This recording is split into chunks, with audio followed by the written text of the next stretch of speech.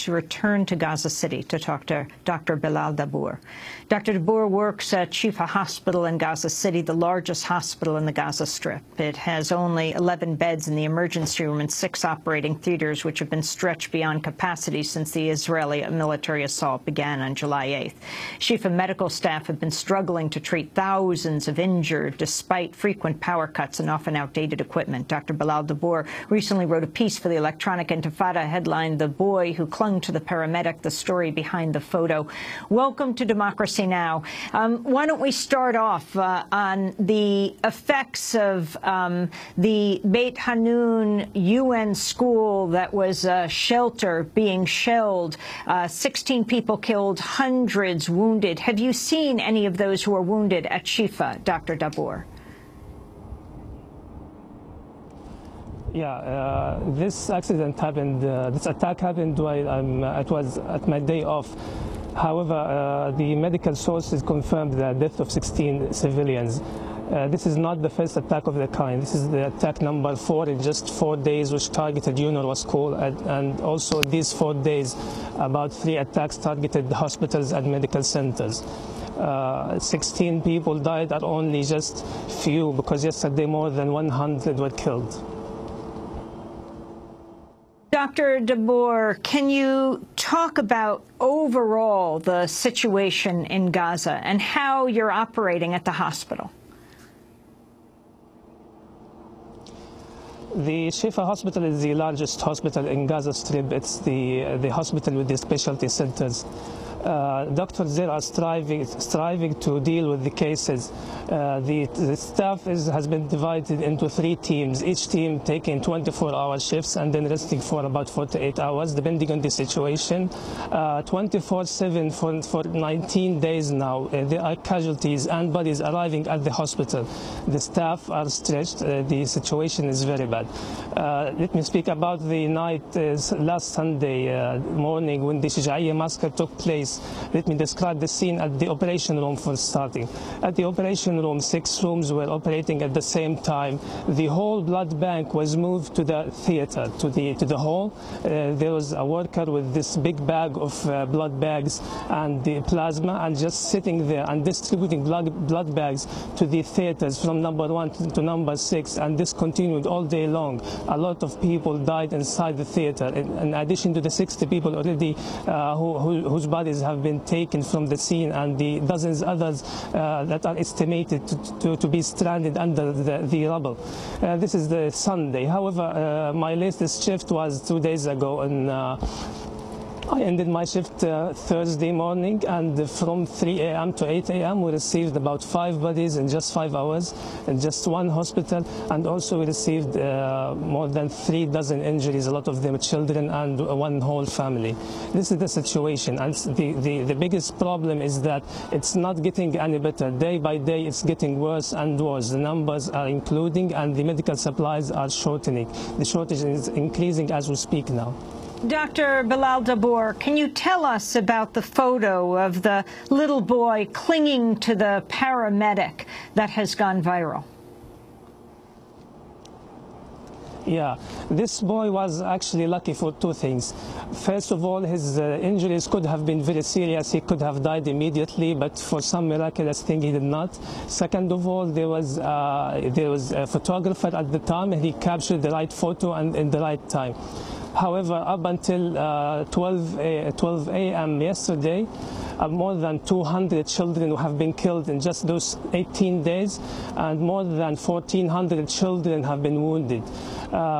Those were not very lucky to be caught on camera, and those of them who were caught in camera were not very lucky by the dynamics of social media to make their photos go viral.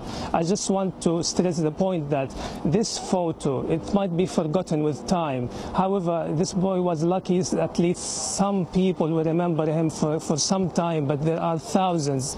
The misery of thousands is not being reported. The world is not hearing about them. They are just numbers, and we are not numbers. This boy, as I wrote in my piece, he came to the hospital injured with massive shrapnels. He was agitated. He was caught up in a state somehow in the middle between being awake and sleep, because he was sleeping safely in his home and suddenly his home was targeted. So maybe he was in a dream or something. So he was like in the middle of hallucination, not completely aware of his surroundings. And that's probably the reason why he kept screaming, "Bring my father, I want my father." And that's why he kept clinging to the paramedic and refused to let go. However, in order to save his life, we had to sedate him with some drug, and the doctors immediately operated on him. And just about this area, there was a shrapnel this big that has penetrated his neck, about 1 or 2 centimeters away from a big vessel in this area. He was very lucky that this vessel was not hit. I believe he survived. With all the flow of casualties, I could not know neither his name, or if he was united with his father, or what was the fate of the rest of his family. I only saw 3 other of his brothers, 2 of them just below 3 years, and the other a teenage. Those should be fine now. But what happened with the rest of their family? Are they under the rubble or the uninjured? Why they were not? Why didn't we see them at the emergency room? I'm not aware. And maybe this is for the best, because a little mystery, people tend to like mystery. Some mystery to the story might make it stick in the memories for a little bit longer before he gets forgotten with the massive amount of people killed here and the increasingly numbers. Dr. Bilal Dabour, you are a doctor, but you are also a Palestinian living in Gaza right now. Can you describe your daily life? Our daily life is basically just sitting at the house waiting for the next to come. My area is now swarming with people who are taking shelter from the North Gaza. I live somehow closer to the west side of Gaza City. In my house alone, there are currently 3 families, 3 uncles who evacuated from the north. And this situation is the same for all of my neighbors. Therefore, you can find some life in the streets. However, from my house and to the east, the life is paralyzed. Only ambulances can walk, can pass through the streets. All aspects of life are paralyzed, of course. And in addition to the problems with electricity. Yesterday, only 24 hours, only 1 hour per 24 hours, we had power supply. Today, less than 3 hours, and also this affecting the sewage pumping, and this is affecting the water supply. The situation is not in my area; it is in the whole of Gaza Strip. Now I'm speaking, and behind me there are artillery shells falling in the area of Al Zaytun, and to the right, the Shijaiya area is also where the massacre happened. It's still being bombarded at the moment. I'm speaking to you and hearing shells with my left ear.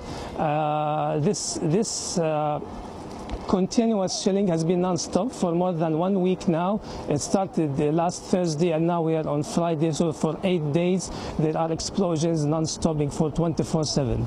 What is the feeling of the Palestinian people in Gaza when the Israeli military says if the Hamas rocket fire will stop, the thousands of rockets that are coming from Gaza, that they would begin to talk about a ceasefire? Is there support for the Hamas rockets stopping, Dr. Dabour?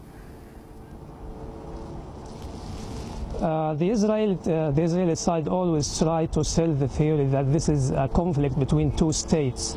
However, we are not talking about a war between 2 states. We are talking about Gaza Strip, an area under occupation until now, that is being besieged and bombed. And we are talking about Israel, a massive force with extensive army and sophisticated weaponry, targeting such enclaved area, not only targeting them, but for 8 years people have been deprived from all means to live. So if you look at the situation this way, you will find that anything that comes from Gaza is a form of resistance, whether you agree with with it or not. And this is what the people saying. 2 days ago, when Khalid Mishal, senior Hamas officer, he spoke and said that there will be no ceasefire unless there is lifting of the siege. I was at Shifa Hospital, and besides me were the families of the people who were injured at the surgery department, who were injured from the Shijaiya massacre, and they kept screaming at Mishal. They said that if he accepts, or if Hamas accepts that a ceasefire shall be achieved with no lifting of the siege, they will all start to be the enemies of Hamas, because they have lost everything and they have no hope. So at least those sacrifices should not go to waste, should not go without the lifting of the siege. This is the minimum that the people have been asking. This is not what Hamas say. And if your correspondent just make a few interviews at the streets, I suspect that anyone will say otherwise. And can you explain just the effect of this siege, what it is? In the United States, it is not as clear when you talk about the siege, what the siege of Gaza means. When Israeli officials are interviewed, like, for example, Mark Regev, the spokesperson of the Prime Minister, when someone says Gaza being occupied, he says, no, we left Gaza many years ago. Well, he can say whatever he says, but the United Nations still treats Gaza as an occupied strip. By the siege of Gaza, your guest before me said that Gaza has been besieged for decades now, and this is true. But for the previous 8 years, the siege is taking the forms, have taken many forms.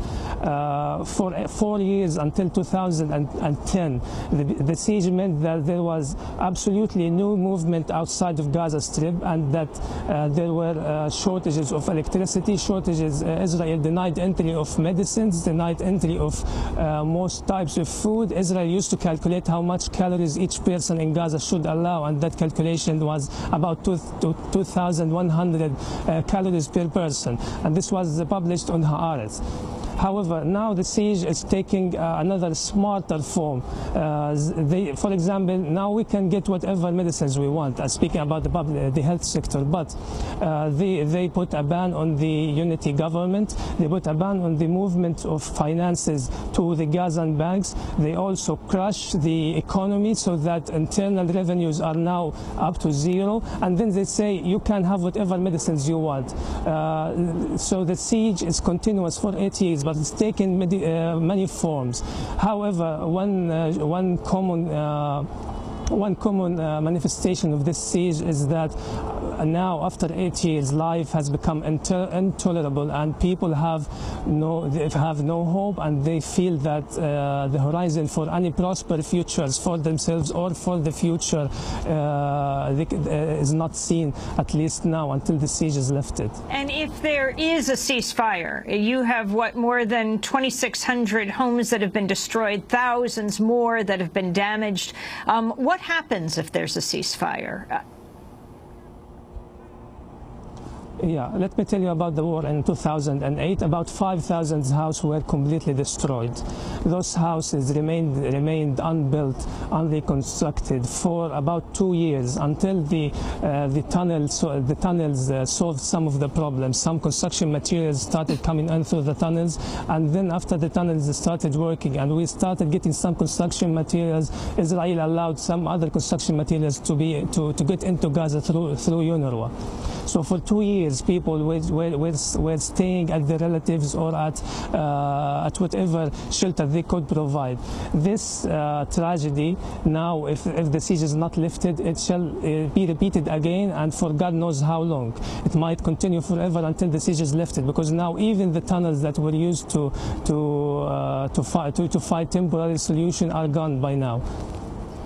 You have a final comment, Dr. Bilal Dabur. I'm seeing a tweet that's coming right from the AP office where you are standing, overlooking Gaza City, that says large parts of Gaza City are now being shelled by artillery. Your final comment. My final comment is that as a doctor, if this situation was an illness, I would prescribe this medicine. As Dr. Mads Gilbert said, the best medicine is first, number one, stop the assault immediately, and number two, stop the siege, and number three, lift the occupation. But the most important now is for these massacres to stop, and number two is for the siege to be lifted, to allow the thousands of houses and the hospitals and the centers that were hit in this war, in addition to the previous inhumane circumstances, to allow them to be lifted at least. And then we can discuss number three, the lifting of the occupation. But number one, stop the killing immediately. Dr. Bilal Dabour, I thank you for being with us. I see that just behind your head there is smoke coming up. If you just shift aside, we will see what is directly behind you. That's right. Dr. Bilal Dabour, please stay safe, works at the Shifa Hospital in Gaza City. His piece at Electronic Intifada called "The Boy Who Clung to the Paramedic," the story behind the photo. That does it for the show.